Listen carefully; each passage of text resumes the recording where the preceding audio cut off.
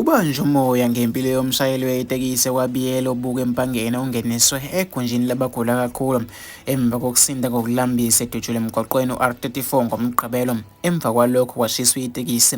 Isisulu esishayela enye yamatekisi kaMnumzane Vika Biyela ongumfowabo Zimdollar Biyela ongumsakazi Ukhozi FM. Akuqala ukuhlaselwa kwamatekisi kaBiyela njengoba-ke ngasekupheleni konyaka odlule kwashiswa amatekisi angu-14.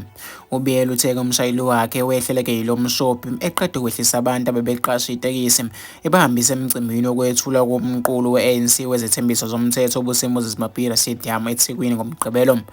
Uthe-ke umshayeli umtshela ukuthi uhlangane netekisi ebilayisha abantu abambalwa ingafakiwe number plate yaphenduka yadubula ibhekisi ngakuyena. Uqhubeke ngokuthi uyazi ukuthi inkulu impepho ebhekise kuyena, kanti-ke kumzwisa ubuhlungu ukuthi-ke kuzona zonke igameko ezenzekile akaboshwa muntu.